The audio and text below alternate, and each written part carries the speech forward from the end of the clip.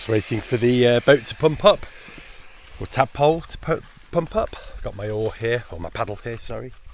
It's a nice day. I was here so early today. I just got up, needed a wee. It was like 4 something or other. Oh, I just got up. Got myself down here. It's a lovely quiet drive, more quiet than normal. And yeah, we're here. The Packraft is proving to be a really great solution. She's really stable. I can stand in the middle and get onto the boat. I've had pretty much no near misses. She's small, light. I can, just chuck her in the van. I think she takes probably about the same amount of time to get out and put to bed. Probably less time than Mockingbird. So yeah, I'm really chuffed with the little tadpole. We've got to christen her though. That's the next thing, isn't it? Got to get the name on, and we've got to christen her. It's still a little bit chilly in the mornings, but it is. Is it June the 1st? I think it's June the 1st, so I think it's officially summertime, isn't it, in the UK? So, right, let's go and get the boat and work out what we're doing today. I thought I'd do a quick review of Tadpole, my little Packraft, as we're just going out to get Lulu. Sorry about the sun. The sun's right on our backs, unfortunately. But yeah, so far she's proven to be a really great tender. The fact I've got a paddle with two paddles that I can get in the water quickly means I can get out to Lulu in really rough weather if I need to. Whereas before, with Mockingbird and the single paddle, there was limits to how I could do it. If you go look at previous videos, you'll see that I've actually, in rough weather, which was the best weather for sailing, I've actually had to swim out to Lulu and attach a line, which isn't ideal, but at least it got me sailing. She's quite stable as well. So, look, I can actually stand in her. She's really, really stable. As long as you're quite quick,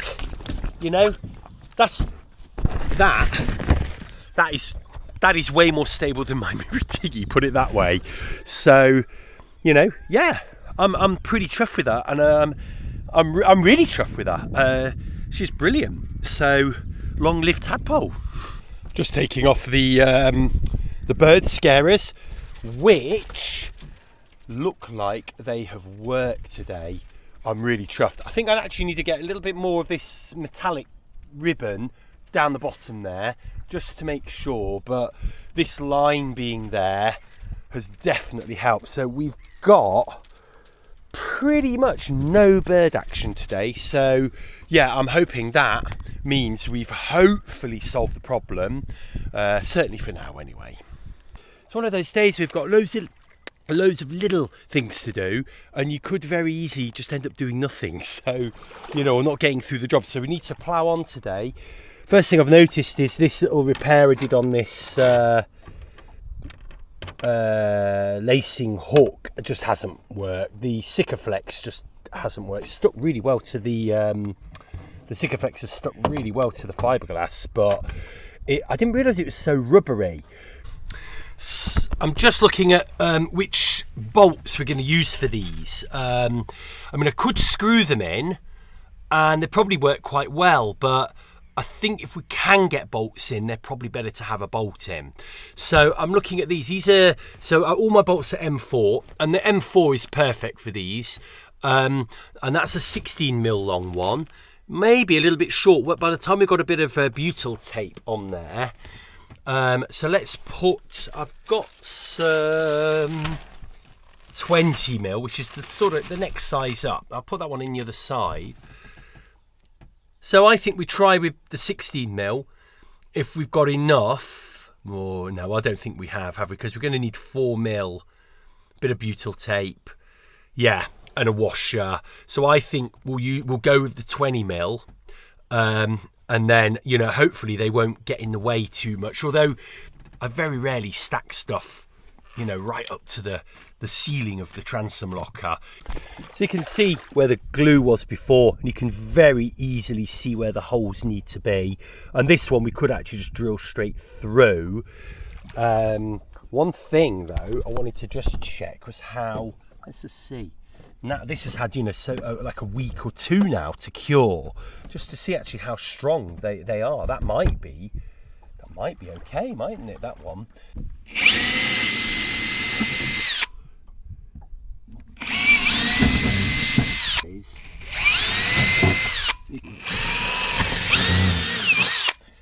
There we go, there's all the holes done.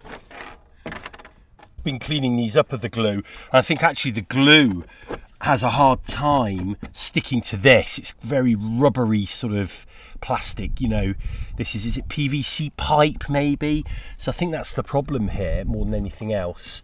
Nice and easy one to do first. Then I'm just going to use my hand screwdriver just so we can feel our way in. Oh, that's lovely, that. I'm not going to lie, that's lovely.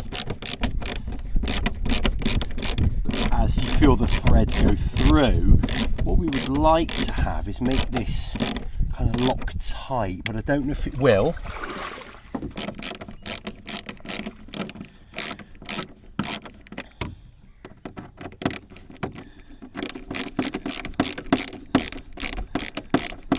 All the Biluta tape does is creates a seal, and it's great stuff. It lasts for years, and it's really good stuff. It just stops the water from going into, you know, getting under here, and in my case it would just go into the transom locker, which, you know, you just don't want. So there's bits here. What you do, if you can see this, you would cut this off, but I'm not going to do it yet because I've got to put bolts on the underside. So I'm going to do all of these now, and then we're going to have to go underneath and get the bolts on. So this one, I just gave it a little tweak with the screwdriver and it did come off. So I'm doing this one as well. Oh, I better not take those off before I drill the hole. So I'm gonna, yeah, get that done as well.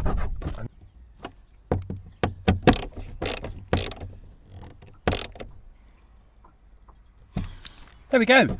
You know what? These are almost good enough as they are. So if when we look underneath, I won't be able to get to some of them because I'm not taking the polystyrene out and refitting it. That's just going to be a world of pain. But if they are, if we can't get to the bottoms of them, I think they're going to be fine, just like this, you know. So let's go underneath, and now let's have a little look, see if we can get some bolts on and washers.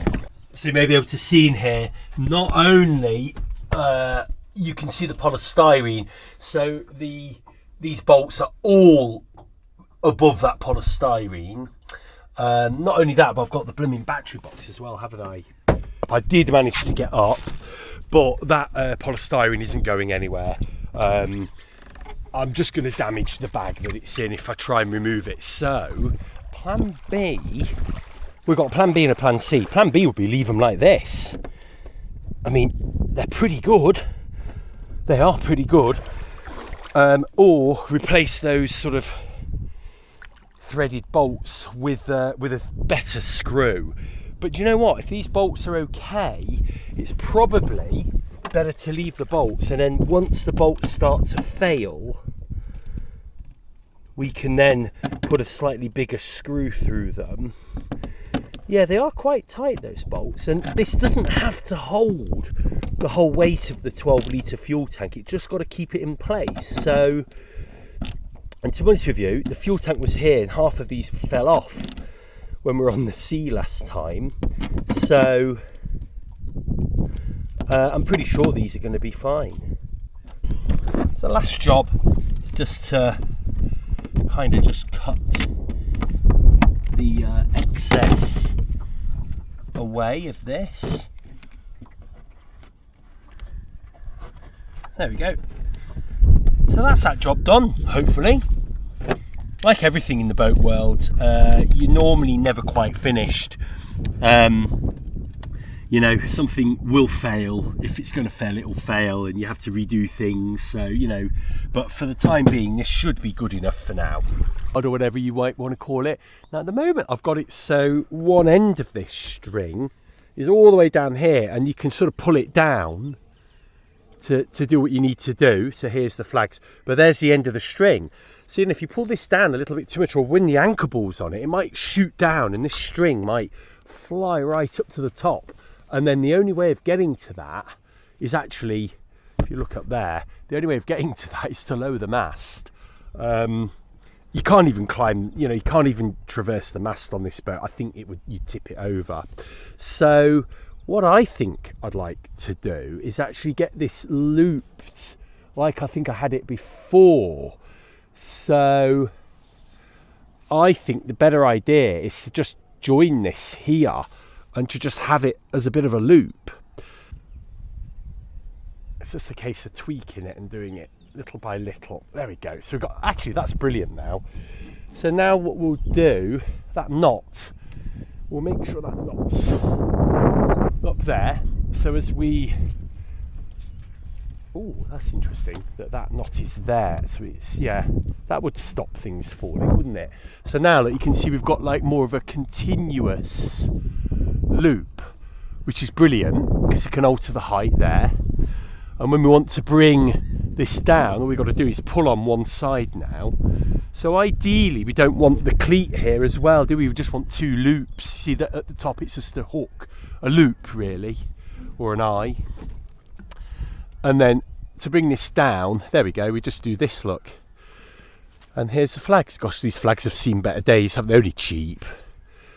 This is my new anchor chain or anchor road. And this is for use on the sea.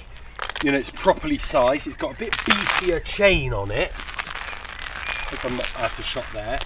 And let me just measure. I've forgotten how much this all weighs, measures. So this is 2.3 meters, which is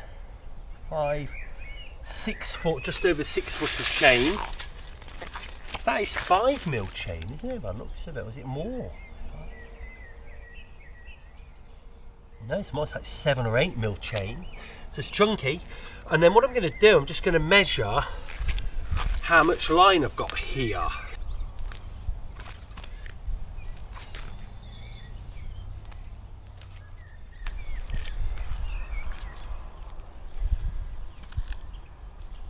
I'm just going to bring that over here so you can see the whole thing. We're going to measure out 5 meters, or maybe 4. Let's have a look. And measure this actual nylon road. Well, let's do 3. So 3 is there. So then all we have to do is this. It's going to be a little bit rough.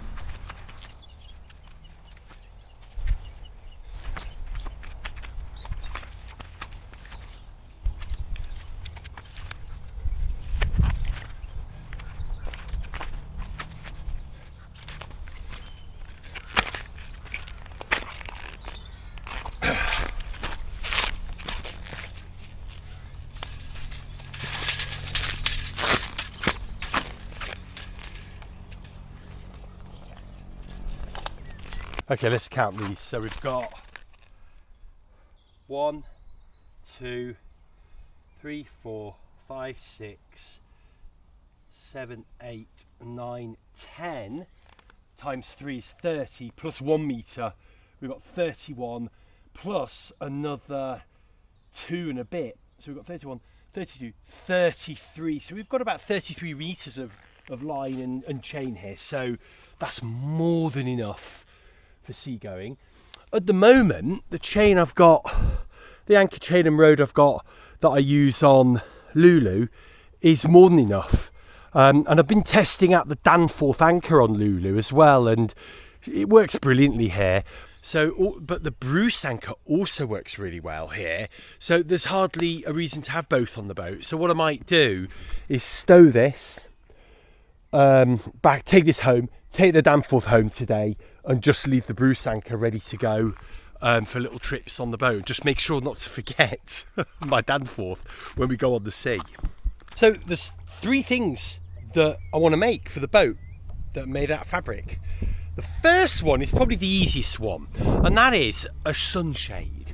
And I've seen the guys that sail the Draskums and loan them out in the Mediterranean in Greece. I've seen pictures of their boats, and what they do is when they're under jib and mizzen only or motor, they have a little almost like square parasol sort of thing that fits between the main and the mizzen mast, and it just gives you some shade. Now I've been thinking about this. It would be nice to have that shade so the sun, you know, you can alter it for the angle of the sun. So like here now, you can see up there we've got the sun beaming right in here. So if we do a quick test of this to show you, at the moment if we had the parasol sort of here, look, my hand is right out onto there. Look, my hand is there, over there. So we wouldn't actually be shading the boat at all. So we'd need the shade to be maybe, you know, down here. And then you can see the shade starts here. So it'd be good if we could maybe alter it. So I'm going to make that out of this spare nylon that I've got. It's waterproof. I think it's UV resistant. We'd find out, wouldn't we? And I've got a little bit of this that I can, you know, make it with, and this will be easy to do because it's square. Now the difficulty with this will be getting it so it stays out square. So the only way I've seen that people do is put a little tube in. They connect the tube somehow to the mast here, and then the tube has 2 lines from it that can maybe just go to those cleats down there that would keep it out. And then the same here, the mizzen mast is here. Well, we've got these 2 cleats that will probably work with it. And then you've got this nice big square above you. I've got my tape measure here. So if we're going to use this top shackle, I think we'll just bring it like that. So that's nice, 1 metre. So we do it 1 metre wide. So the length we would need this would be from roughly there. I think we'll have it back quite a way. So we could go for sort of 2 metres 60. So we've got 1 metre, 2 metres 60, and then at the back here, if it was like that, I think that would be adequate. 1 metre like that. So 1 metre by 2 metres 60.